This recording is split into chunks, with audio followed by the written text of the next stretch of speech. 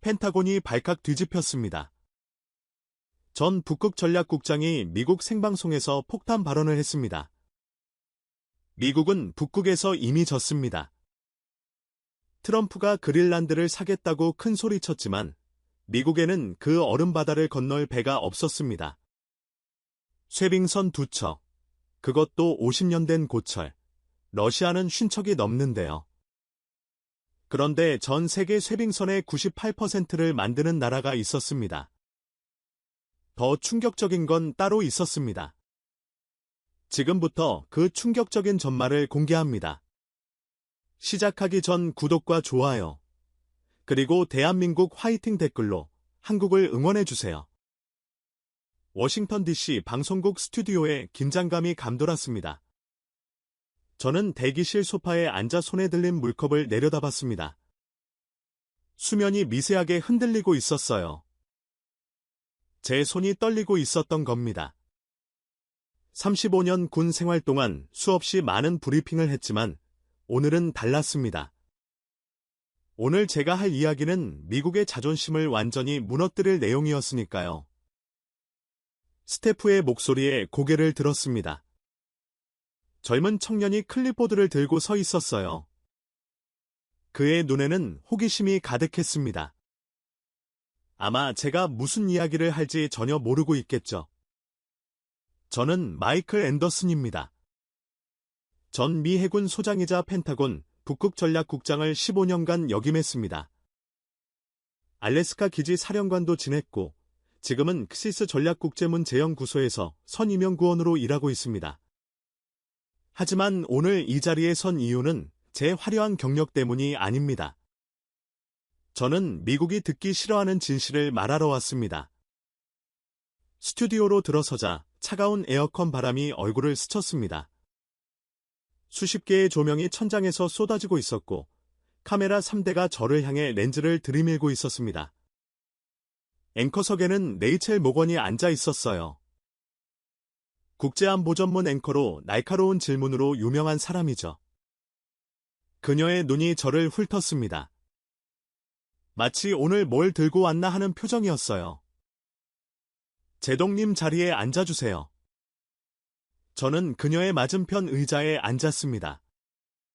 마이크를 옷깃에 달고 이어피스를 귀에 꽂았습니다. 심장이 쿵쿵 뛰었습니다. 하지만 이건 두려움이 아니었어요. 분노였습니다. 15년 동안 펜타곤 안에서 수없이 경고했지만 아무도 듣지 않았던 말을 드디어 전 국민 앞에서 할 수 있다는 분노 섞인 흥분이었습니다. 10초 전입니다. 빨간불이 켜졌습니다. 레이첼이 카메라를 향해 입을 열었습니다. 긴급 뉴스로 시작하겠습니다. 트럼프 대통령의 그린란드 매입 발언 이후 미국 내에서 논쟁이 거세지고 있습니다. 과연 미국은 그린란드를 차지할 수 있을까요? 오늘 저희 스튜디오에는 펜타곤 북극 전략국장을 15년간 역임한 마이클 앤더슨 전 제독이 나와 계십니다. 레이첼이 저를 향해 고개를 돌렸습니다. 제독님, 먼저 단도직입적으로 여쭤보겠습니다. 트럼프 대통령의 그린란드 매입, 가능하다고 보십니까? 저는 잠시 숨을 고르고 대답했습니다. 가능하냐고요? 레이첼, 매입 이전에 훨씬 근본적인 문제가 있습니다. 근본적인 문제라면? 저는 카메라를 똑바로 바라봤습니다. 이 순간을 위해 6개월을 준비했습니다. 미국은 북극에서 이미 졌습니다. 스튜디오가 순간 정적에 휩싸였습니다. 레이첼의 눈이 커졌어요. 카메라 뒤에 서 있던 스태프들이 서로 눈빛을 교환하는 게 보였습니다. PD가 손을 들어 계속하세요라는 신호를 보냈습니다. 졌다고요? 제동님, 그게 무슨 말씀이십니까? 미국이 세계 최강의 군사력을 보유하고 있다는 건 누구나 아는 사실인데요. 레이첼의 목소리에 약간의 당혹감이 묻어났습니다. 최강의 군사력이요? 맞습니다. 우리는 핵잠수함을 70척 넘게 보유하고 있고 항공모함은 11척이나 됩니다. 전 세계 어디든 48시간 안에 투사할 수 있는 능력이 있죠. 저는 잠시 말을 끊고 물을 한 모금 마셨습니다. 하지만 네이체, 북극은 다릅니다. 거기선 항공모함이 소용없어요. 전투기도 의미가 없습니다. 북극에서 가장 중요한 건 단 하나입니다. 뭡니까? 얼음을 깨고 나아갈 수 있는 배입니다. 쇠빙선이죠. 레이첼이 고개를 갸웃거렸습니다. 쇠빙선이요. 당연히 미국도 가지고 있지 않습니까? 저는 쓴 웃음을 지었습니다. 바로 이 질문을 기다렸습니다.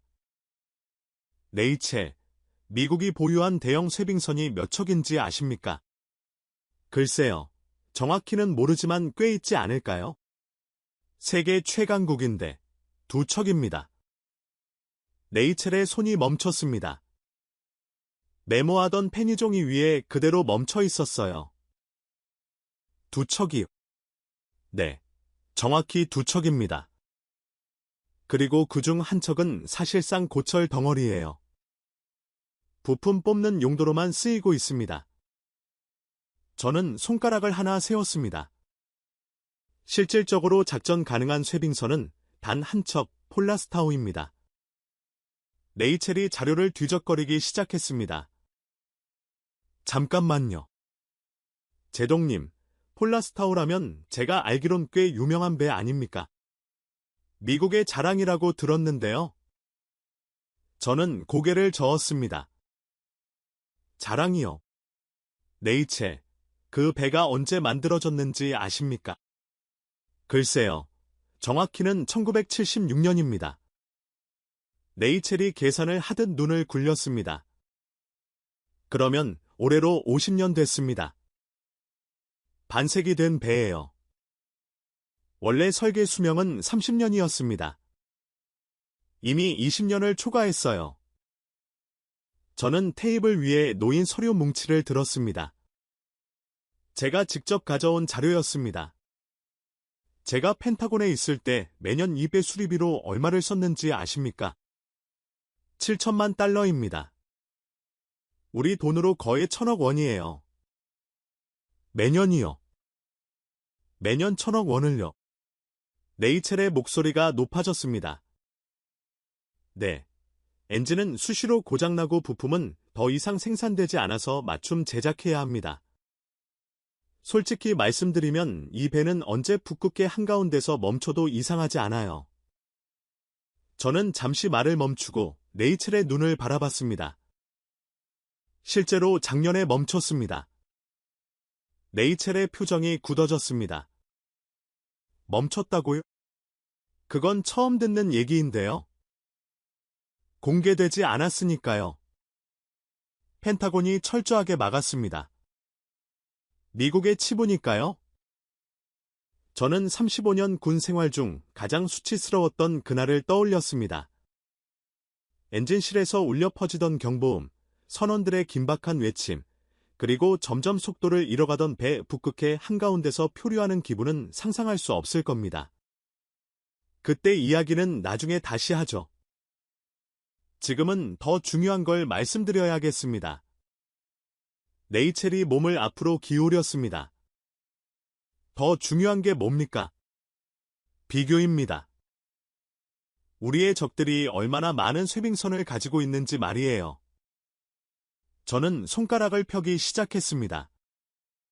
러시아 몇 척인지 아십니까? 글쎄요. 러시아야 북극 국가니까 좀 많겠죠. 10척, 20척, 50척이 넘습니다.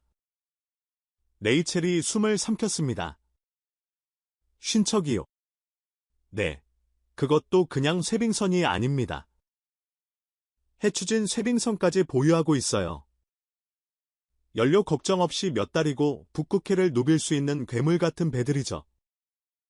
저는 두 번째 손가락을 펼쳤습니다. 중국, 그들은 북극 국가도 아닙니다. 그런데 지금 뭘 하고 있는지 아십니까? 매년 쇠빙선을 찍어내고 있어요. 북극 실크로드를 열겠다며 미친 듯이 투자하고 있습니다. 레이첼이 손을 들었습니다. 잠깐요. 제동님, 정리가 필요합니다. 미국은 실질적으로 한 척, 러시아는 50척 이상, 중국은 계속 늘리는 중이라는 말씀이시죠? 정확합니다. 그런데 트럼프 대통령은 그린란드를 매입하겠다고 하고요. 네, 레이첼이 펜을 테이블에 내려놓았습니다. 제동님, 솔직히 말씀해 주세요. 이게 말이 됩니까? 저는 어깨를 으쓱했습니다. 안 되니까 제가 여기 나온 겁니다. 스튜디오에 묘한 침묵이 흘렀습니다. 카메라 뒤에서 누군가 기침하는 소리가 들렸어요. 레이첼이 자세를 고쳐 앉았습니다. 좋습니다. 그럼 좀 더 구체적으로 가보죠.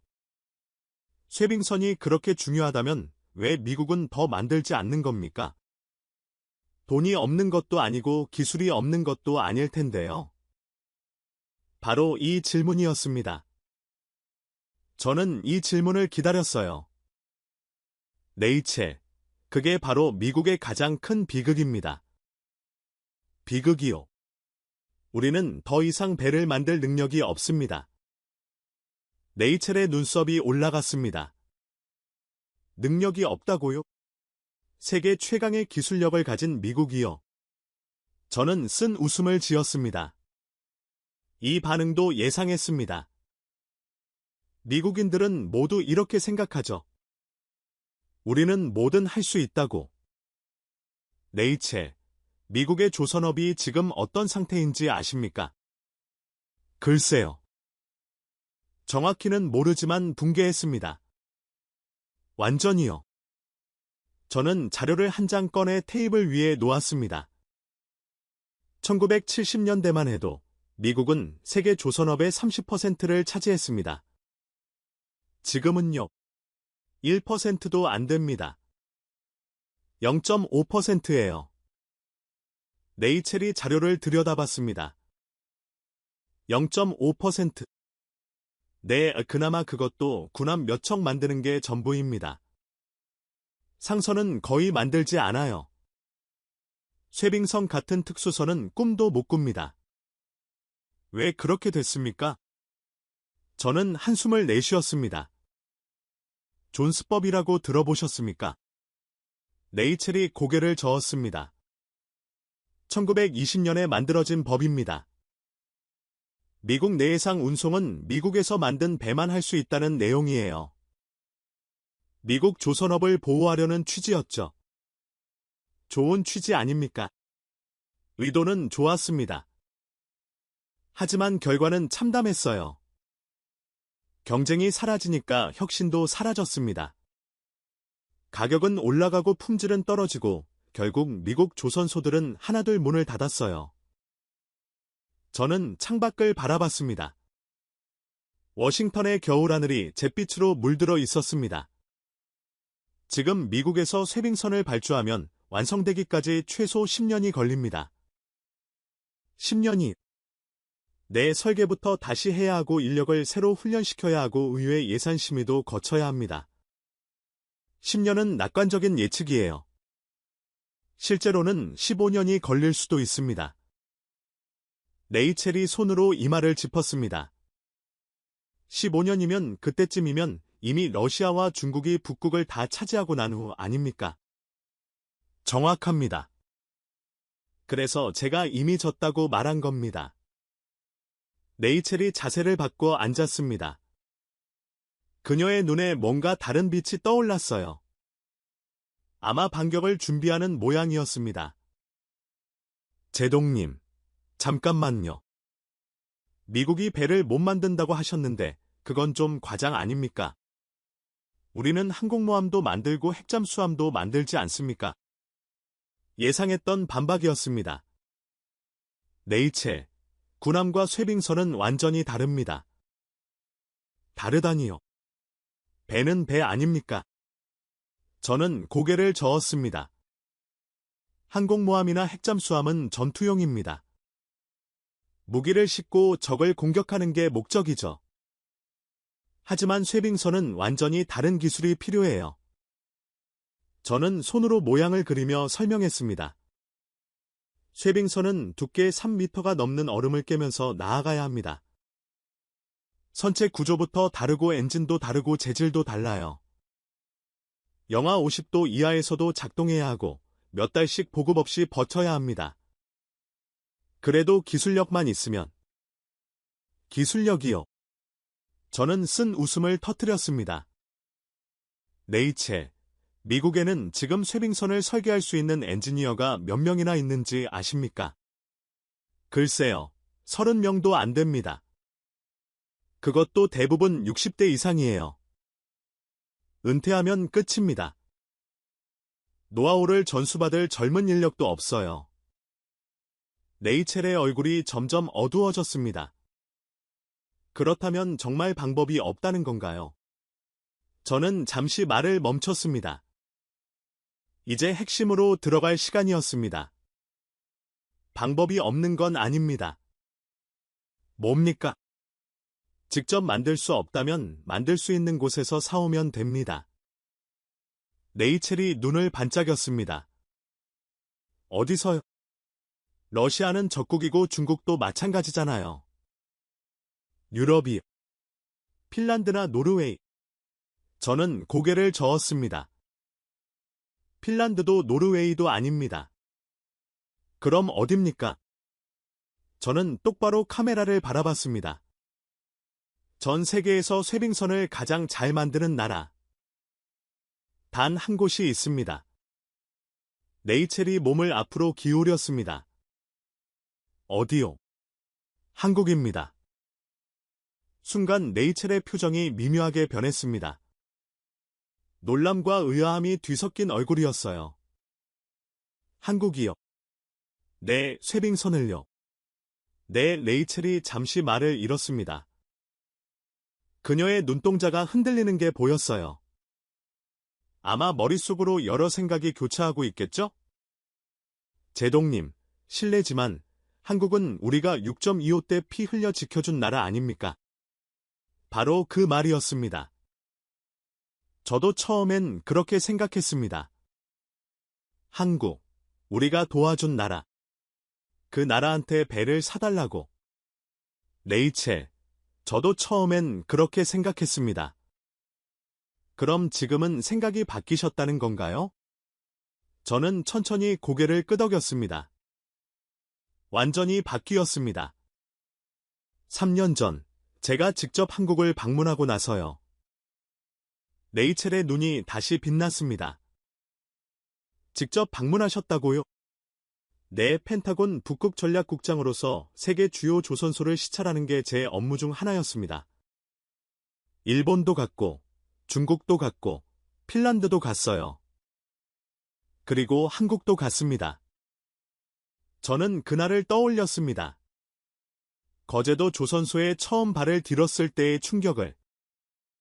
레이첼, 솔직히 말씀드리면 저는 한국을 우습게 봤습니다. 삼성이요. LG요. 좋은 회사죠. 하지만 배는 다르다고 생각했어요. 배는 미국, 일본, 유럽이 최고라고 믿었습니다. 그런데요. 저는 잠시 숨을 고르고 말을 이었습니다. 제가 틀렸습니다. 완전히요. 레이첼이 펜을 들었습니다. 구체적으로 말씀해 주시겠습니까?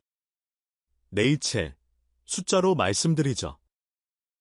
전 세계 쉐빙의 렌즈, 운반선 시장에서 한국이 차지하는 비율이 얼마인지 아십니까? 글쎄요. 30%, 40%. 저는 고개를 저었습니다. 98%입니다. 레이첼의 손이 멈췄습니다. 98%. 그게 거의 전부 아닙니까? 맞습니다. 거의 전부예요. 나머지 2%는 중국이 자국용으로 만든 겁니다. 수출 실적은 0이에요. 저는 손가락을 꺾으며 계속했습니다. 일본은요. 시장에서 퇴출됐습니다. 더 이상 만들지 않아요. 유럽도 마찬가지입니다. 이 시장은 사실상 한국의 독점입니다. 네이첼이 자료를 뒤적거렸습니다. 제동님, 이 숫자가 정확한 겁니까? 제가 직접 조사한 겁니다. 펜타곤 공식 보고서에도 나와 있어요. 저는 테이블 위에 서류를 가리켰습니다. 더 충격적인 숫자를 알려드릴까요? 네이첼이 고개를 끄덕였습니다. 노르웨이가 보유한 쇠빙선 8척. 전부 한국산입니다. 전부요. 네, 캐나다 북극 항로를 운항하는 쇠빙선 12척 중 11척도 한국산이에요. 저는 잠시 말을 멈추고 네이첼의 눈을 바라봤습니다. 그리고 가장 충격적인 건요. 뭡니까? 러시아조차 한국 기술에 의존하고 있습니다.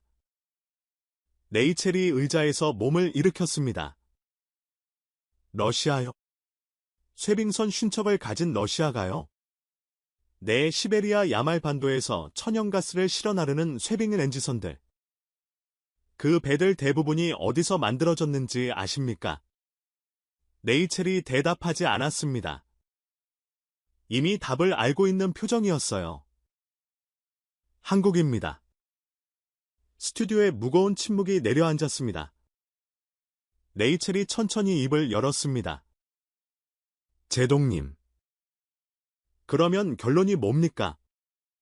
미국이 그린란드를 매입하려면? 저는 그녀의 말을 끊었습니다. 한국에 가야 합니다. 한국에요? 네, 트럼프 대통령이 정말로 그린란드를 원한다면 먼저 전화해야 할 곳은 덴마크가 아닙니다. 저는 카메라를 똑바로 바라보며 말했습니다. 서울입니다. 네이첼이 숨을 깊이 들이쉬었습니다. 그녀의 눈에 복잡한 감정이 스쳐 지나갔어요. 충격, 의구심, 그리고 약간의 불쾌함까지. 제동님. 잠시 쉬었다 가겠습니다. 시청자 여러분. 광고 후에 계속됩니다. 빨간불이 꺼졌습니다. 네이첼이 저를 바라보며 낮은 목소리로 말했습니다. 제동님. 정말입니까? 이게 다 사실인 거예요. 저는 고개를 끄덕였습니다. 네이첼. 이건 시작에 불과합니다. 진짜 충격적인 건 아직 말도 안 꺼냈어요. 네이첼의 얼굴이 창백해졌습니다. 더 있다고요? 저는 대답 대신 미소만 지었습니다. 광고가 끝나면 미국인들이 정말로 듣기 싫어하는 이야기가 시작될 테니까요. 빨간불이 다시 켜졌습니다. 네이첼이 카메라를 향해 입을 열었습니다. 시청자 여러분. 광고 전에 앤더슨 전 제동께서 충격적인 발언을 하셨습니다. 미국의 쇠빙선이 실질적으로 단 한 척뿐이며 전 세계 쇠빙선 시장의 98%를 한국이 독점하고 있다는 내용이었는데요. 네이첼이 저를 향해 고개를 돌렸습니다. 그녀의 눈에는 아직 의구심이 가득했어요. 제동님. 광고 시간에 저희 팩트체크팀이 확인해봤습니다. 저는 고개를 끄덕였습니다. 결과가 어떻던가요? 네이첼이 자료를 들었습니다. 그녀의 손이 미세하게 떨리는 게 보였어요. 사실이었습니다. 정확히 말씀드리면 쇠빙렌지 운반선 시장에서 한국의 점유율은 96%에서 98% 사이로 추정됩니다. 저는 쓴 웃음을 지었습니다. 제가 과장한 게 아니란 걸 아셨군요. 네이첼이 자료를 내려놓았습니다. 솔직히 충격입니다. 하지만 제동님. 아직 납득이 안 되는 부분이 있어요. 말씀하세요. 한국이요. 한국이라는 나라가요? 네이첼이 손을 내저었습니다. 제동님도 아시잖아요. 한국은 6.25때 우리가 피 흘려 지켜준 나라입니다. 5만 명이 넘는 미군이 목숨을 잃었어요. 그때 한국은 폐허였잖아요. 그 나라가 70년 만에 우리를 앞섰다고. 바로 그 말이었습니다. 미국인들이 가장 받아들이기 힘든 진실. 저는 잠시 침묵했습니다. 이 말을 어떻게 해야 할지 고민했어요. 35년 군 생활 동안 저도 같은 생각을 했으니까요. 레이첼. 저도 똑같이 생각했습니다. 내 한국. 우리가 도와준 나라. 그 나라한테 배를 사야 한다고. 말도 안 된다고 생각했어요. 저는 물컵을 들어 한 모금 마셨습니다. 하지만 숫자는 거짓말을 하지 않습니다. 저는 테이블 위에 서류를 펼쳤습니다.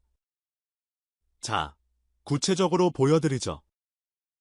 2024년 기준으로 전 세계에서 발출된 쇠빙 운반선이 몇 척인지 아십니까? 글쎄요. 47척입니다. 저는 손가락으로 숫자를 가리켰습니다. 그중 한국에서 건조된 게 몇 척인지 아십니까? 레이첼이 계산하듯 눈을 굴렸습니다. 98%라고 하셨으니까 46척. 45척입니다. 나머지 2척은 중국이 자국용으로 만든 거예요. 수출 실적은 0입니다. 저는 손가락을 꺾었습니다. 일본은요? 한 척도 없습니다. 이 시장에서 완전히 퇴출됐어요. 유럽도 마찬가지입니다. 핀란드가 예전에 몇 척 만들었지만 지금은 한국 기업과 합작하지 않으면 수주 자체가 불가능합니다. 레이첼의 표정이 점점 굳어졌습니다. 그러니까 사실상 한국 독점이라는 거군요. 독점이 아닙니다. 압도입니다. 저는 다음 자료를 꺼냈습니다. HD현대, 삼성중공업, 하나오션. 이 세 회사가 전 세계 쇠빙선 시장을 지배하고 있어요.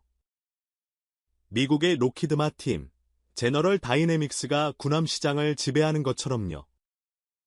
아니, 그보다 더합니다. 군함 시장은 최소한 경쟁자라도 있어요. 쇠빙선 시장은 한국 빼면 아무도 없습니다. 레이첼이 손을 들었습니다. 잠깐요, 제동님. 그렇다면 왜 이렇게 됐습니까? 한국이 특별히 뛰어난 기술을 가진 건가요? 저는 고개를 끄덕였습니다. 기술도 기술이지만 더 중요한 건 속도와 가격입니다. 속도와 가격이요? 네.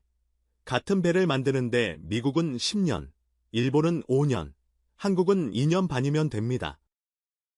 가격은 미국이 10억 달러 부르면 한국은 6억 달러에 더 좋은 배를 만들어줍니다. 레이첼이 한숨을 내쉬었습니다. 경쟁이 안 되는 거군요. 안 됩니다. 완전히 다른 리그예요. 저는 창밖을 바라봤습니다. 워싱턴의 겨울 햇살이 약하게 스튜디오 안으로 들어오고 있었습니다. 레이첼, 3년 전 제가 직접 한국을 방문했을 때 느낀 걸 말씀드릴까요? 레이첼이 몸을 앞으로 기울였습니다. 꼭 듣고 싶습니다. 거제도라는 섬에 갔어요. 한국 남쪽 끝에 있는 작은 섬인데 거기에 세계 최대 조선소가 있습니다. 저는 그날을 떠올렸습니다. 헬기에서 내려다본 조선소의 규모에 숨이 멎을 뻔했던 기억이, 처음 그 조선소를 봤을 때 저는 말문이 막혔습니다. 미국의 어떤 조선소보다 컸어요. 아니, 비교 자체가 불가능했습니다. 얼마나 컸습니까? 축구장 600개 크기입니다. 동시에 대형 선박 10척 이상을 건조할 수 있어요. 크레인 높이가 100m가 넘고 직원이 3만 명입니다. 레이첼이 숨을 삼켰습니다. 그리고 가장 충격적이었던 건요? 뭡니까? 그 거대한 조선소가 시계처럼 정확하게 돌아가고 있었다는 겁니다.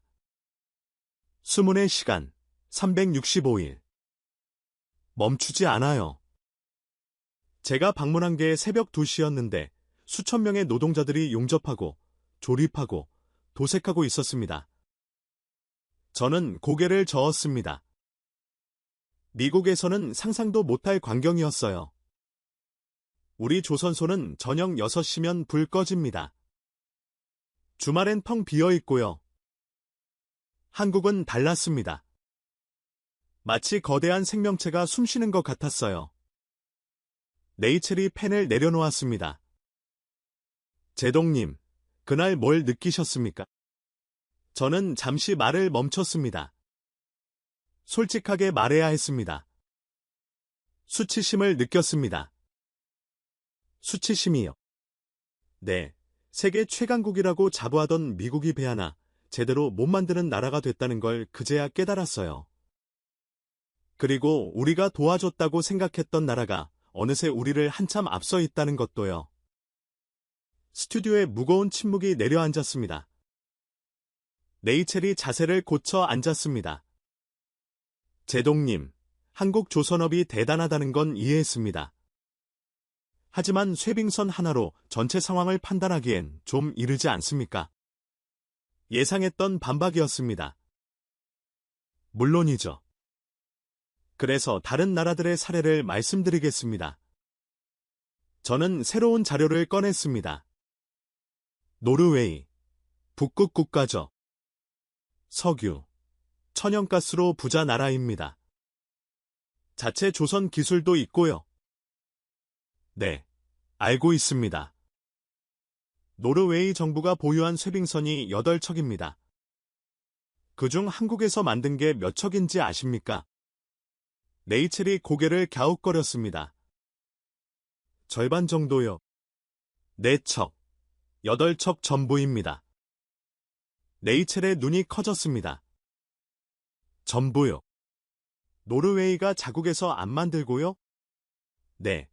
자국에서 만들면 비용이 2배로 뛰고 시간은 3배로 걸리거든요. 경제적으로 말이 안 됩니다. 저는 다음 사례로 넘어갔습니다. 캐나다, 북극 영토가 세계에서 2번째로 넓은 나라입니다. 북극 항로 개발에 사활을 걸고 있죠. 네, 캐나다 북극 항로를 운항하는 쇠빙선 12척 중에서 한국에서 만든 게 11척입니다. 레이첼이 손으로 이마를 짚었습니다. 12척 중 11척이요. 네, 나머지 한 척은 30년 전에 핀란드에서 만든 노선입니다. 곧 퇴역 예정이에요. 퇴역하면 100%가 한국산이 됩니다. 저는 손가락을 꺾으며 계속했습니다. 호주, 남극 연구를 위해 쇠빙 연구선이 필요했습니다. 어디서 만들었을까요? 설마, 한국입니다. 누리오노라는 배예요. 4억 달러짜리입니다. 레이첼이 고개를 저었습니다. 제동님, 잠깐만요. 그러면 쇠빙선 만드는 나라가 한국밖에 없다는 건가요? 만들 수 있는 나라는 몇 개 있습니다. 핀란드, 러시아, 중국, 일본.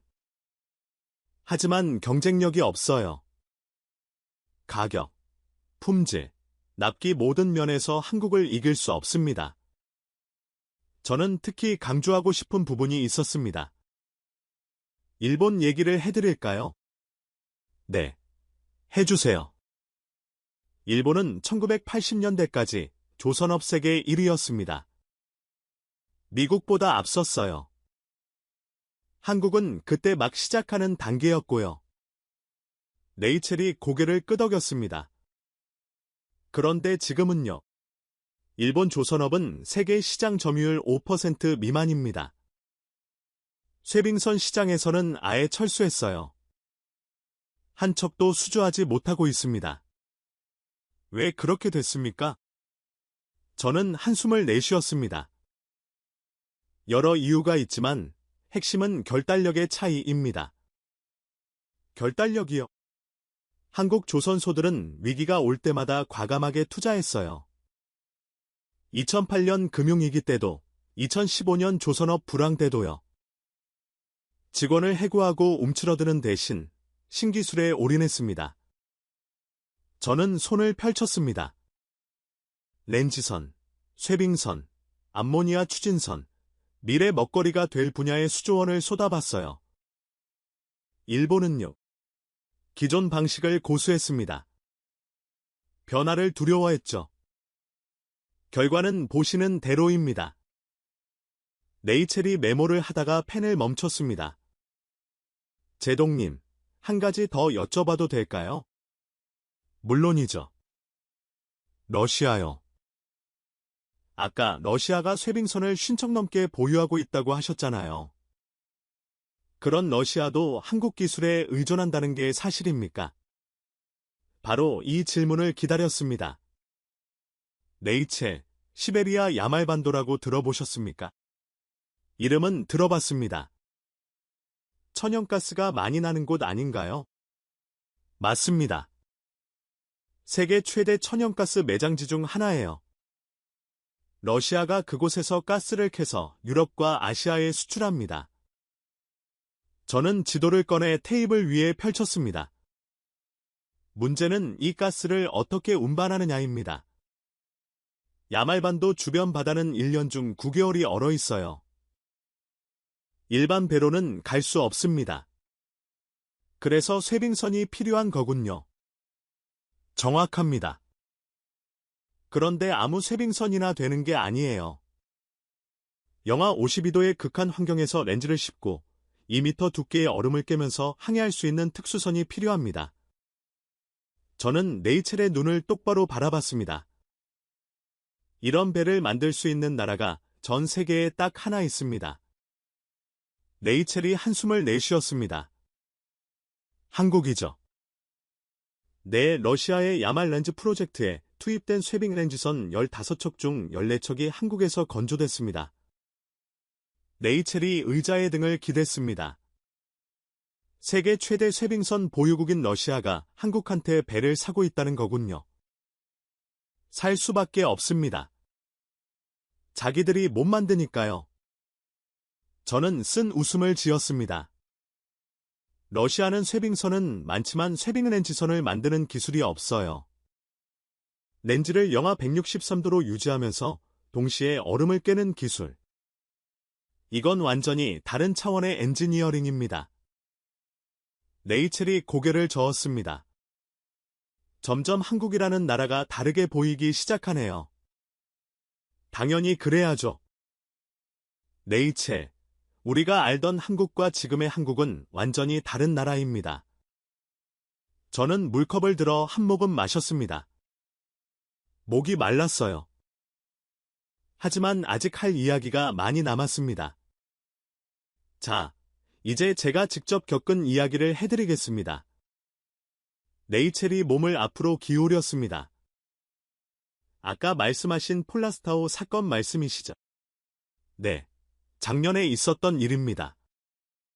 이건 펜타곤이 철저하게 숨긴 사건이에요. 저는 잠시 눈을 감았습니다. 그날의 기억이 머릿속에 선명하게 떠올랐어요. 작년 3월이었습니다. 펜타곤에서 긴급 호출이 왔어요. 북극해에서 합동훈련을 진행 중이었는데 문제가 생겼다고 했습니다. 네이첼이 펜을 들었습니다. 무슨 문제였습니까? 폴라스타우가 멈췄습니다. 네이첼의 손이 멈췄습니다. 멈췄다고요? 엔지니어. 네. 북극해 한가운데서요. 정확한 위치는 말씀드릴 수 없지만 가장 가까운 육지에서 800km 떨어진 고지였습니다. 저는 그날의 긴박했던 상황을 떠올렸습니다. 펜타곤 상황실에 울려 퍼지던 경보음, 긴박하게 오가던 무전 소리. 처음엔 간단한 고장이라고 생각했어요.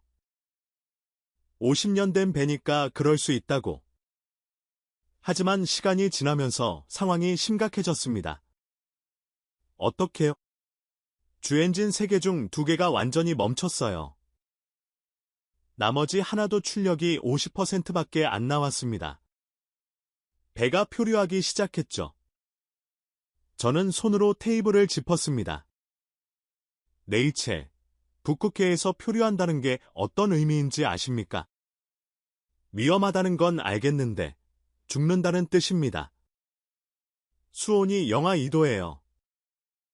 사람이 바다에 빠지면 5분 안에 저체온증으로 죽습니다. 배가 빙산에 충돌하면 타이타닉처럼 침몰하고요. 네이첼의 얼굴이 창백해졌습니다. 승무원이 몇 명이었습니까? 187명이었습니다. 해군 병사들, 과학자들, 기술자들. 그들의 목숨이 위태로운 상황이었어요. 저는 한숨을 내쉬었습니다. 펜타곤은 즉각 구조 작전을 개시했습니다. 문제는 구조선이 없다는 거였어요. 없다고요? 미해군인데. 네이첼, 아까 말씀드렸잖아요. 미국의 대형 쇄빙선은 폴라스타 단 한 척입니다. 그 배가 멈췄는데 뭘로 구하러 갑니까? 네이첼이 할 말을 잃었습니다. 해군 구축함을 보낼까 했지만 얼음바다에서 구축함은 무용지물입니다. 항공기로 접근하려고 해도 가장 가까운 알래스카 기지에서 7시간이나 걸려요. 그나마도 북극의 날씨 때문에 착륙 자체가 불가능했습니다. 저는 잠시 말을 멈췄습니다. 그 다음 이야기가 가장 굴욕적인 부분이었으니까요. 우리는 국제구조 신호를 보냈습니다. 소스예요. 세계 최강 미해군이 SOS를 보낸 겁니다. 네이첼이 숨을 삼켰습니다. 그래서요. 누가 왔습니까? 가장 먼저 응답한 건 러시아였어요. 하지만 도착하려면 36시간이 걸린다고 했습니다. 날씨가 더 나빠지면 48시간이 될 수도 있다고요. 저는 손으로 이마를 짚었습니다. 그때 뜻밖의 연락이 왔습니다. 어디서요? 한국 국적 쇄빙LNG선이었습니다. 야말 반도에서 유럽으로 가스를 운반하던 중이었는데 우리 위치에서 14시간 거리에 있다고 했어요. 네이첼의 눈이 커졌습니다. 한국 배가요. 내 배 이름은 말씀드릴 수 없지만 HD 현대에서 만든 최신형 쇄빙LNG선이었습니다. 영하 52도에서도 운항 가능한 배죠. 저는 쓴 웃음을 지었습니다. 펜타곤에서 결정을 내려야 했습니다. 러시아 배를 기다릴 것인가, 한국 배의 도움을 받을 것인가 뭘 선택하셨습니까? 선택의 여지가 없었습니다. 승무원들의 안전이 최우선이었으니까요. 우리는 한국 배의 구조 요청을 보냈습니다. 저는 그 순간을 잊을 수 없습니다. 무전기를 통해 들려온 한국 선장의 목소리. 14시간 후 한국 배가 도착했습니다. 2미터 두께의 얼음을 가르면서 들어왔어요. 그 광경을 본 승무원들이 환호성을 질렀습니다. 네이첼이 고개를 저었습니다. 세계 최강 미해군이 한국 민간 선박에 구조됐다는 거군요. 네, 그게 현실입니다. 저는 물컵을 내려놓았습니다. 한국 배는 우리 승무원들에게 따뜻한 식사를 제공하고 의료 지원을 했어요. 그리고 폴라스타우를 예인해서 알래스카까지 끌고 갔습니다. 1200km를요, 네이첼이 손으로 입을 가렸습니다. 믿기 어렵네요. 믿기 어려우시겠죠? 하지만 사실입니다. 펜타곤은 이 사건을 철저하게 덮었어요. 언론에 한 줄도 안 나갔습니다. 왜요? 저는 쓴 웃음을 터뜨렸습니다. 미국의 치부니까요. 세계 최강이라던 미해군이 한국 상선한테 구조됐다는 게 알려지면 어떻게 되겠습니까? 러시아와 중국이 비웃겠죠? 국내 여론도 들끓을 거고요. 저는 카메라를 똑바로 바라봤습니다. 하지만 저는 이 사실을 숨기면 안 된다고 생각합니다. 미국 국민들은 진실을 알 권리가 있어요. 우리가 얼마나 위험한 상황에 처해 있는지를요. 네이첼이 천천히 고개를 끄덕였습니다. 제동님. 그 사건 이후로 펜타곤에서 뭔가 달라진 게 있습니까? 달라지긴 했죠. 하지만 근본적인 해결책은 없습니다. 쇄빙선을 새로 만들려면 10년이 걸리니까요. 그 10년 동안 우리는 계속 이런 굴욕을 겪어야 합니다. 저는 한숨을 내쉬었습니다. 그리고 이건 시작에 불과해요. 쇄빙선만 문제가 아닙니다. 그린란드 이야기를 해야 할 때가 됐군요. 레이첼이 새로운 자료를 꺼냈습니다. 제동님, 트럼프 대통령이 그린란드를 사겠다고 한 게 정확히 어떤 의미인지 설명해 주시겠습니까? 단순히 영토 확장 욕심인가요? 단순한 욕심이 아닙니다. 매우 전략적인 계산이에요. 저는 지도를 펼쳤습니다. 그린란드는 세계에서 가장 큰 섬입니다. 면적이 한반도의 10배가 넘어요. 그리고 그 땅 밑에 어마어마한 자원이 묻혀 있습니다. 어떤 자원이요? 히토류입니다. 네오디뮴, 디스프로슘, 터뷸. 이름은 낯설지만 이것 없이는 현대 문명이 돌아가지 않아요. 레이첼이 고개를 갸웃거렸습니다. 히토류가 그렇게 중요합니까? 레이첼, 지금 들고 계신 스마트폰이지. 레이첼이 테이블 위에 스마트폰을 내려다봤습니다.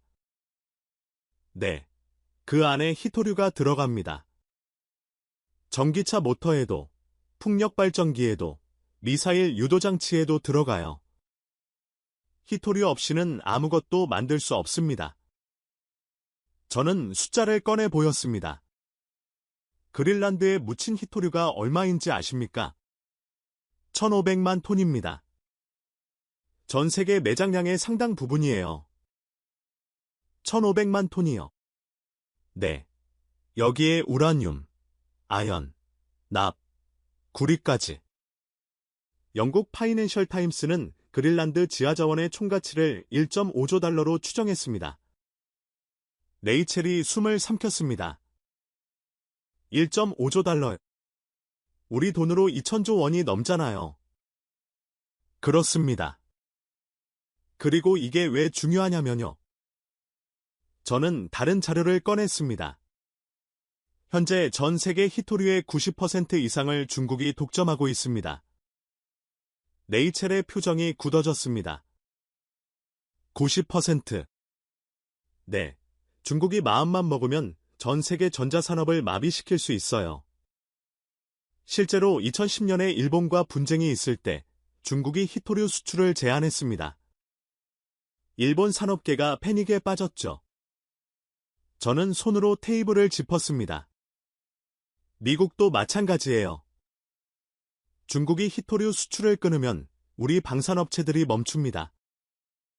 F-35 전투기, 토마호크 미사일, 이지스 구축함. 다 못 만들어요. 그래서 그린란드가 필요한 거군요. 중국 의존에서 벗어나려고. 정확합니다. 그린란드의 히토류를 확보하면 중국의 목줄에서 벗어날 수 있어요. 트럼프가 그린란드를 원하는 진짜 이유가 이겁니다. 레이첼이 고개를 끄덕였습니다. 논리는 이해됩니다. 그런데 문제가 뭡니까? 저는 쓴 웃음을 지었습니다. 캘 수는 있어요. 문제는 운반입니다. 운반이요. 레이첼, 그린란드 지도를 보세요. 이 섬은 80%가 얼음으로 덮여 있습니다. 도로도 없고 철도도 없어요. 광산에서 캔 자원을 운반할 유일한 방법은 바다입니다. 저는 손가락으로 지도를 가리켰습니다. 그런데 그 바다가 1년에 8개월은 꽁꽁 얼어 있어요. 일반 화물선으로는 갈 수 없습니다. 레이첼이 한숨을 내쉬었습니다. 또 쇄빙선 이야기군요. 네, 그것도 그냥 쇄빙선이 아닙니다. 얼음을 깨면서 히토류를 싣고 친환경 기준까지 맞춰야 해요. 친환경이요. 저는 고개를 끄덕였습니다. 덴마크와 유럽연합은 환경보호를 명분으로 그린란드 개발을 제한하고 있습니다. 기존의 디젤 쇄빙선은 북극의 진입이 점점 어려워지고 있어요. 노르웨이는 이미 자국 북극해에서 중유 사용 선박 운항을 금지했습니다. 그러면 어떤 배가 필요합니까? 암모니아 추진 쇄빙선입니다. 탄소 배출이 거의 없는 친환경 선박이죠. 이 배만 있으면 유럽의 환경 규제를 통과할 수 있습니다. 레이첼이 눈을 감았다 떴습니다. 설마 그것도? 네, 한국만 만들 수 있습니다. 레이첼이 고개를 저었습니다. HD 현대가 세계 최초로 암모니아 연료 추진 대형 컨테이너선을 건조하고 있어요. 삼성중공업은 암모니아 연료 공급 시스템에서 세계 특허를 보유하고 있고요. 저는 손을 펼쳤습니다. 정리하면 이렇습니다. 그린란드 자원을 캐려면 쇄빙선이 필요하고 환경 규제를 통과하려면 암모니아 추진이어야 합니다. 이 두 가지를 동시에 만족하는 배를 만들 수 있는 나라는 전 세계에 오직 한국뿐이에요. 레이첼이 자료를 내려놓았습니다. 제동님, 그러면 결론이 뭡니까? 1.5조 달러짜리 보물섬이 있는데 열쇠는 한국이 쥐고 있다는 건가요? 정확합니다. 저는 카메라를 바라봤습니다. 트럼프가 그린란드를 산다고 해도 한국 없이는 그냥 얼음 덩어리일 뿐입니다. 자원을 캘 수도 없고 운반할 수도 없어요. 레이첼이 한숨을 내쉬었습니다. 점점 상황이 복잡해지네요. 아직 끝이 아닙니다. 자원보다 더 중요한 게 있어요. 더 중요한 게요. 안 보입니다. 트럼프의 골든돔 계획 들어보셨습니까? 레이첼이 눈을 반짝였습니다. 골든돔이요. 최근 뉴스에서 봤습니다. 미사일 방어 체계 아닌가요? 맞습니다. 트럼프 행정부의 핵심 방어 전략이에요. 러시아와 중국의 극초음속 미사일을 북극에서 먼저 탐지하고 요격하는 시스템입니다. 저는 지도를 다시 꺼냈습니다. 러시아와 중국의 미사일이 미국 본토를 공격하려면 어디를 지나야 할까요? 글쎄요. 태평양. 아닙니다. 가장 빠른 경로는 북극입니다. 지구본을 위에서 내려다보세요. 모스크바에서 워싱턴까지 북극을 지나면 직선거리예요. 레이첼이 고개를 끄덕였습니다. 그래서 그린란드가 중요한 거군요. 미사일을 가장 먼저 탐지할 수 있는 위치니까? 정확합니다. 그린란드에 레이더 기지와 요격 시스템을 설치하면 미국 본토에 도달하기 전에 미사일을 격추할 수 있어요. 이게 골든돔의 핵심 개념입니다. 저는 새로운 자료를 꺼냈습니다. 문제는 전력입니다. 전력이요. 레이첼, 골든돔의 핵심인 엔틱. 레이더 하나를 24시간 가동하려면 시간당 15메가와트가 필요합니다. 인구 5만 명의 소도시를 돌릴 수 있는 전력이에요. 레이첼이 눈을 크게 떴습니다. 레이더 하나예요. 네, 그리고 요격 미사일 발사 시스템은 더 심각합니다. 사드 발사대가 미사일을 쏠 때마다 순간적으로 25메가와트가 필요해요. 저는 손가락을 꺾었습니다. 지휘 통제소, 통신 장비, 냉각 시설까지 합치면 최소 250메가와트는 있어야 합니다. 24시간 내내요. 250메가와트. 그게 얼마나 큰 건지 감이 안 오는데. 그린란드 수도 누크의 전체 발전 용량이 80메가와트입니다. 그것도 인구 2만 명을 위한 거예요. 겨울엔 난방 때문에 전력 사용량이 급증해서 실제 여유 전력은 20메가와트도 안 됩니다. 레이첼이 손으로 이마를 짚었습니다. 그러니까 골든돔을 운영하려면 그린란드 전체 전력의 3배가 필요하다는 거군요. 정확합니다. 그런데 그린란드엔 발전소 지을 인프라도 없어요. 국토의 80%가 얼음이고 전력망은 커녕 도로도 연결되어 있지 않습니다. 레이첼이 한숨을 내쉬었습니다. 그러면 어떻게 합니까? 디젤 발전기를 돌려요. 저는 고개를 저었습니다. 영하 40도의 혹한에서 디젤 연료를 실어 나르는 것 자체가 대규모 군사 작전입니다. 우크라이나 전쟁에서 러시아가 연료 보급 때문에 얼마나 고생했는지 아시잖아요. 태양광은요. 그린란드의 극야 기간에는 2달 동안 해가 뜨지 않습니다. 풍력은요. 북극의 강풍은 시속 200km를 넘나들어요. 2019년에 노르웨이 스발바르 제도의 풍력 발전기 3기가 하루 만에 전부 파괴됐습니다. 레이첼이 양손을 들었습니다. 그러면 방법이 없잖아요. 하나 있습니다. 저는 잠시 말을 멈추고 레이첼의 눈을 바라봤습니다. SMR입니다. 소형 모두 원자로예요? 레이첼이 고개를 갸웃거렸습니다. 원자로요? 그린란드 같은 곳에 원자로를 설치한다고요. 외부 전력망 없이 독립적으로 안전하게 장기간 전기를 생산할 수 있는 유일한 방법입니다. 연료봉 한 번 교체하면 3년간 연속 가동이 가능하고 원격 모니터링으로 워싱턴에서도 실시간 관리할 수 있어요. 저는 새로운 자료를 꺼냈습니다. 펜타곤이 이미 시뮬레이션을 돌려봤습니다.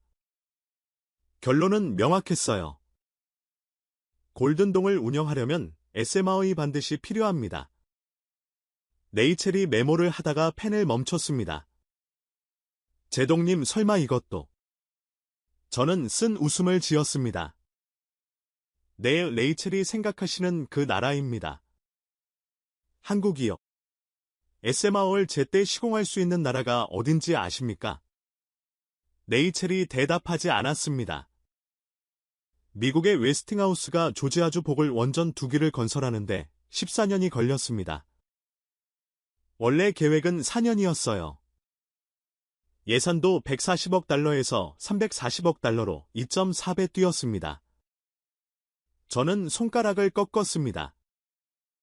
프랑스의 플라망빌 원전은 2007년 착공해서 완공까지 19년 걸렸습니다. 러시아는 제재 때문에 불가능하고 중국은 기술 유출 우려로 절대 협력할 수 없어요. 그러면 한국은요? 저는 미소를 지었습니다. UAE 바라카 원전. 들어보셨습니까? 이름은 들어봤습니다.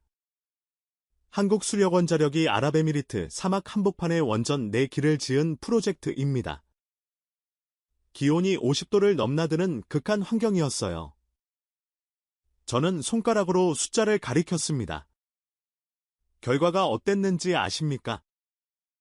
약속된 일정보다 14개월 앞당겨 완공했습니다. 건설 비용 200억 달러도 한 푼 오버하지 않고 딱 맞췄어요. 레이첼의 눈이 커졌습니다. 14개월이나 앞당겼다고요?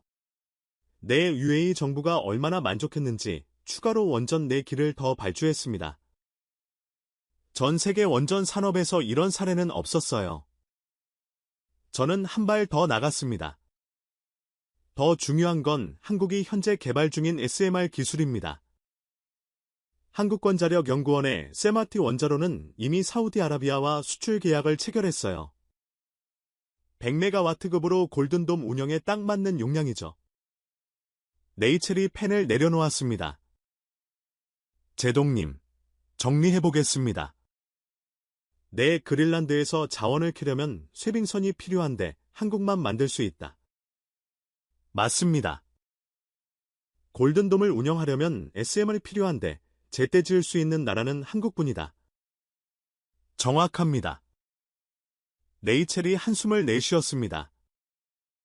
제동님, 그러면 결론이 뭡니까?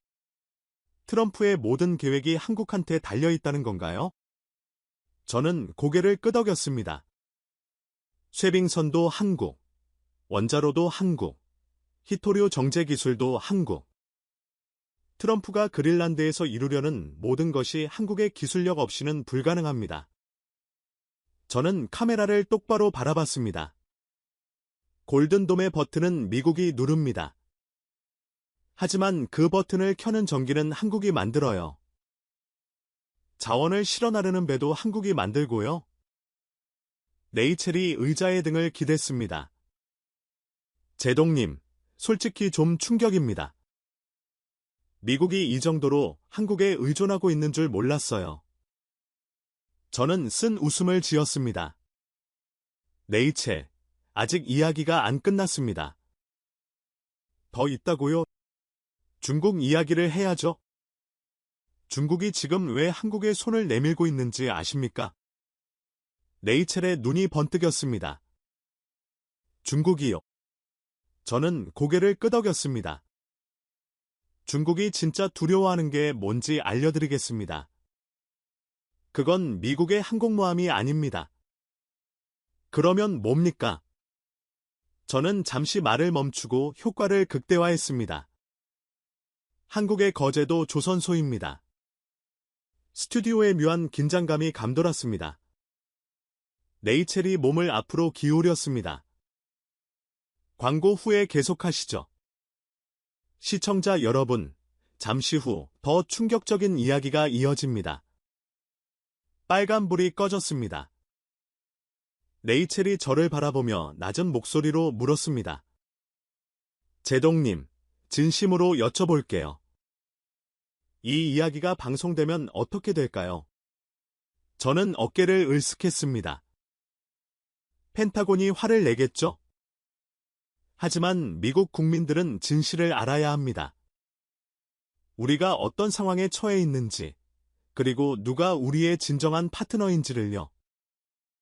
레이첼이 천천히 고개를 끄덕였습니다. 바을 참에서 뵙겠습니다. 빨간불이 다시 켜졌습니다. 레이첼이 카메라를 향해 입을 열었습니다. 시청자 여러분, 앤더슨 전 제독의 충격적인 발언이 계속되고 있습니다. 광고 전에 중국이 한국의 거제도 조선소를 두려워한다고 하셨는데요. 정확히 무슨 의미입니까? 저는 물컵을 내려놓고 자세를 고쳐 앉았습니다. 레이첼, 중국이 미국을 견제하기 위해 가장 신경 쓰는 게 뭐라고 생각하십니까? 글쎄요. 미국의 항공모함, 태평양 함대. 저는 고개를 저었습니다. 아닙니다. 물론 그것도 신경 쓰겠죠. 하지만 중국 국방부가 가장 예민하게 모니터링하는 건 따로 있습니다. 뭡니까? 한국 조선소의 수주 현황입니다. 레이첼이 눈을 깜빡였습니다. 수주 현황이요. 배 만드는 계약을요. 네, 중국은 SD현대, 삼성중공업, 하나오션이 어떤 배를 몇 척 수주했는지 실시간으로 추적하고 있어요. 저는 새로운 자료를 꺼냈습니다. 왜 그런지 아십니까? 이유는 간단합니다. 한국 조선소가 미국 해군의 배를 만들기 시작하면 게임이 끝나거든요. 레이첼의 표정이 굳어졌습니다. 미국 해군 배를 군함 말씀이십니까? 군함만이 아닙니다. 보급선, 상륙함, 수송선, 미 해군이 필요로 하는 모든 종류의 배를요. 저는 손가락을 꺾었습니다. 레이첼, 현재 미국이 보유한 해군 함정이 약 290척입니다. 중국은요? 370척이 넘어요. 숫자로만 보면 이미 중국이 앞섰습니다. 그건 저도 뉴스에서 봤습니다. 하지만 미국은 아직 여유가 있었어요. 왜냐하면 우리 배가 더 크고, 더 강력하고, 기술적으로 앞서 있으니까요. 문제는 저는 잠시 말을 멈췄습니다. 우리는 배를 만드는 속도가 너무 느립니다. 레이첼이 고개를 끄덕였습니다. 아까 10년 걸린다고 하셨죠? 네, 미국이 구축함 한 척 만드는 동안 중국은 3척을 만들어요. 이 격차가 계속되면 10년 후에는 중국 해군이 미국의 2배가 됩니다. 저는 카메라를 바라봤습니다. 그런데 만약 한국이 미국 해군의 배를 대신 만들어준다면 어떻게 될까요? 레이첼이 숨을 삼켰습니다. 상황이 완전히 달라지겠네요. 완전히 달라집니다. 한국 조선소의 생산 능력은 중국을 압도해요. 한국이 미국 편에 서서 배를 만들기 시작하면 중국의 수적 우위는 순식간에 무의미해집니다. 저는 손을 펼쳤습니다. 중국이 진짜 두려워하는 건 이겁니다. 미국의 항공모함이 아니라 한국 조선소가 미국을 위해 풀가동하는 시나리오요. 레이첼이 고개를 저었습니다. 그래서 중국이 한국에 손을 내밀고 있다는 건가요? 정확합니다. 저는 새로운 자료를 꺼냈습니다. 최근 중국이 한국에 제안한 게 뭔지 아십니까? 글쎄요. 히토류 공급 확대입니다. 한국 기업들에게 히토류를 안정적으로 공급하겠다고 제안했어요. 레이첼이 눈을 크게 떴습니다. 히토류. 아까 90%를 독점하고 있다던 그 히토류요. 네, 중국이 가장 아끼는 전략 자원입니다. 그걸 한국에 먼저 내밀었어요.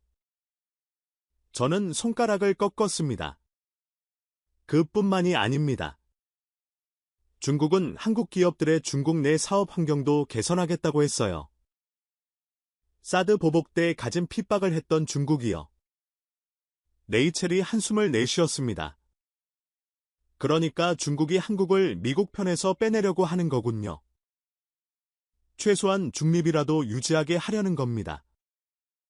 한국이 미국 해군의 배를 만들지만 않으면 중국은 버틸 수 있어요. 저는 카메라를 똑바로 바라봤습니다. 하지만 한국이 미국과 손잡고 북극 전략에 본격적으로 참여하면 쇄빙선, 원전, 히토류 정책까지 모두 한국이 담당하면 저는 잠시 말을 멈추고 효과를 극대화했습니다. 중국의 북극 실크로드는 끝장납니다. 레이첼이 의자의 등을 기댔습니다. 제동님, 그러면 한국이 갑이네요. 미국과 중국 사이에서요. 저는 쓴 웃음을 지었습니다. 갑이라기보다는 열쇠를 쥔 나라죠. 미국이 이기려면 한국이 필요하고 중국이 버티려면 한국을 막아야 합니다. 한국은 어떤 선택을 할까요? 저는 잠시 생각에 잠겼습니다. 그건 한국이 결정할 일입니다. 하지만 제가 한국인이라면 승자편에 서겠죠. 레이첼이 고개를 갸웃거렸습니다. 승자요? 미국이 이긴다고 확신하십니까? 저는 단호하게 대답했습니다.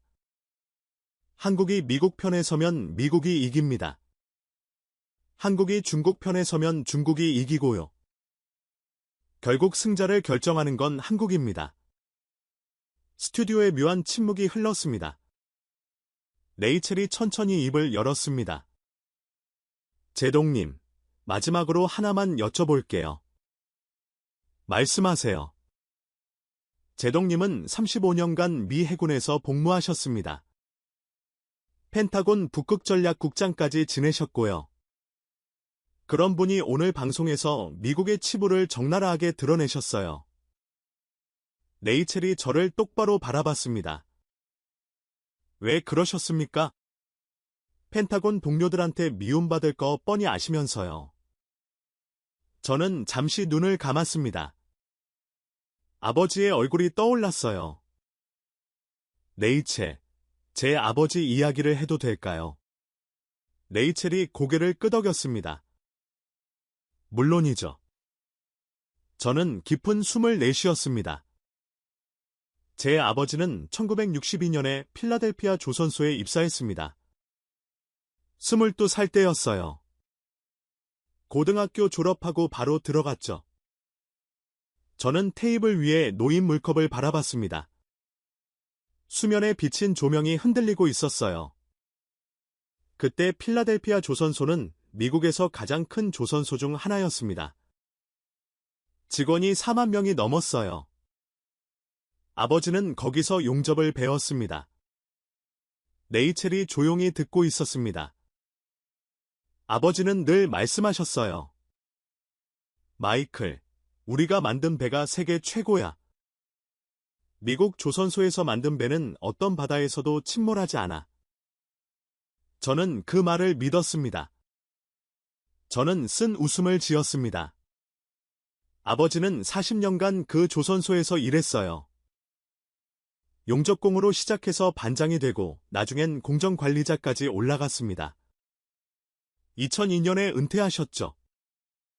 대단한 분이시네요. 네.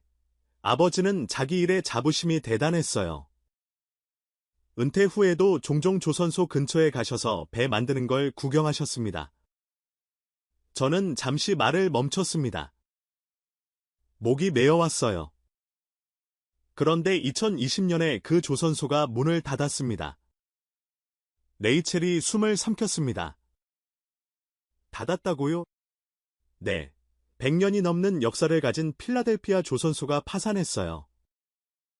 직원들은 전부 해고됐고 시설은 매각됐습니다. 저는 손으로 눈가를 훔쳤습니다. 아버지가 그 소식을 듣고 얼마나 상심하셨는지 모릅니다. 평생을 바친 곳이 사라졌으니까요? 레이첼이 조심스럽게 물었습니다. 그 조선소는 지금 어떻게 됐습니까? 저는 쓴 웃음을 터뜨렸습니다. 한국 기업이 인수했습니다. 레이첼의 눈이 커졌습니다. 한국 기업이요. 네, 하나그룹 사나이 하나오션이 필라델피아 조선소 부지를 매입했어요. 지금은 거기서 미국 해군용 선박을 수리하고 있습니다. 저는 손으로 테이블을 짚었습니다. 아버지가 40년간 배를 만들던 곳에서 이제 한국 기업이 미국 해군 배를 고치고 있어요. 이게 2026년의 현실입니다. 레이첼이 고개를 저었습니다. 제동님, 아버지께서 그 사실을 아셨습니까? 아셨습니다. 돌아가시기 전에요. 저는 잠시 침묵했습니다. 아버지는 뭐라고 하셨어요? 저는 그날을 떠올렸습니다. 병원 침대에 누워 계신 아버지. 산소호흡기를 달고 가쁜 숨을 쉬시면서도 제 손을 꼭 잡고 하셨던 말씀. 아버지는 이렇게 말씀하셨어요. 마이클, 배울 줄 아는 자가 이긴다. 우리는 배우기를 멈췄어. 그들은 계속 배웠고. 레이첼의 눈에 눈물이 고였습니다. 그들이라면 한국 사람들이요. 아버지는 한국을 원망하지 않으셨어요. 오히려 인정하셨죠? 더 열심히 하는 사람이 이기는 게 당연하다고요. 저는 카메라를 똑바로 바라봤습니다. 저는 아버지의 그 말씀을 평생 잊지 않았습니다. 그리고 펜타곤에서 일하면서 아버지 말씀이 얼마나 맞았는지 매일 확인했어요. 저는 자세를 고쳐 앉았습니다. 레이첼, 제가 오늘 이 방송에 나온 이유가 바로 이겁니다. 말씀해 주세요. 미국은 배우기를 멈췄습니다. 우리는 세계 최강이라는 자만에 빠져서 변화하지 않았어요. 그 사이 한국은 계속 배웠고 계속 성장했습니다. 저는 손을 펼쳤습니다. 결과가 뭡니까? 쇠빙선도 못 만들고 원전도 제때 못 짓고 조선소는 전부 문 닫았어요. 이게 미국의 현실입니다. 레이첼이 천천히 고개를 끄덕였습니다. 그래서 한국이 필요하다는 거군요. 필요한 정도가 아닙니다. 필수입니다. 저는 카메라를 향해 말했습니다. 트럼프 대통령이 그린란드를 원한다면 먼저 서울에 전화해야 합니다. 골든돔을 세우고 싶다면 한국 수력원자력과 협의해야 하고요. 북극에서 러시아와 중국을 막고 싶다면 거제도 조선소와 계약해야 합니다. 저는 손을 모았습니다. 이게 21세기의 새로운 현실이에요. 강대국의 정의가 바뀌었습니다. 레이첼이 물었습니다. 어떻게 바뀌었습니까? 저는 또박또박 말했습니다. 혼자 다 하는 나라가 강대국이 아닙니다. 최고의 파트너를 가진 나라가 강대국이에요. 저는 잠시 말을 멈추고 숨을 고르고 말을 이었습니다. 미국의 북극 전략, 그린란드 매입, 골든돔, 중국 견제 모든 버튼은 미국이 누릅니다. 하지만 그 버튼을 켜는 전기는 한국이 만들어요. 저는 손가락을 꺾었습니다. 배도 한국이 만들고 원자로도 한국이 짓고 히토류도 한국이 정제합니다. 미국이 설계하고 한국이 실행한다. 이것이 2026년의 새로운 세계 질서입니다. 레이첼이 깊은 숨을 내쉬었습니다. 제동님, 마지막으로 미국 시청자들에게 한 말씀 해주시겠습니까? 저는 카메라를 똑바로 바라봤습니다. 미국 국민 여러분, 우리는 아직 세계 최강입니다. 하지만 혼자서는 아무것도 할 수 없는 시대가 됐어요. 저는 손을 펼쳤습니다. 한국은 우리의 동맹입니다. 6.25 때 우리가 그들을 도왔고 70년이 지난 지금 그들이 우리를 돕고 있어요. 이건 굴욕이 아닙니다. 진정한 동맹의 모습입니다. 저는 미소를 지었습니다. 저는 미국을 사랑합니다. 35년간 이 나라를 위해 복무했어요. 하지만 사랑한다고 해서 문제를 덮어선 안 됩니다. 우리의 약점을 인정하고 파트너의 강점을 인정해야 해요. 저는 마지막으로 말했습니다. 그린란드의 열쇠는 백악관에 있지 않습니다. 거제도에 있어요. 미국의 미래는 한국과 함께할 때만 밝습니다. 레이첼이 천천히 고개를 끄덕였습니다. 앤더슨 전 제동님, 오늘 정말 충격적인 말씀 많이 해주셨습니다. 감사합니다. 저야말로 감사합니다. 진실을 말할 기회를 주셔서요. 빨간불이 꺼졌습니다. 레이첼이 이어피스를 빼며 말했습니다. 제동님, 이 방송 나가면 난리 나겠네요. 저는 어깨를 으쓱했습니다. 알고 있습니다. 하지만 누군가는 말해야 하죠. 저는 자리에서 일어나며 창밖을 바라봤습니다. 워싱턴의 하늘에 노을이 지고 있었어요. 아버지의 목소리가 귓가에 맴돌았습니다. 배울 줄 아는 자가 이긴다. 저는 조용히 중얼거렸습니다. 아버지, 저도 이제야 배웠습니다. 지금까지 펜타곤 전 북극 전략국장이 밝힌 충격적인 이야기였습니다. 미국이 설계하고 한국이 실행한다. 이것이 2026년의 새로운 세계 질서입니다. 대한민국의 기술력이 세계를 움직이고 있습니다. 이 이야기가 의미 있었다면 주변에 널리 공유해 주세요. 구독과 좋아요도 부탁드립니다. 지금까지 터칭 스토리였습니다. 감사합니다.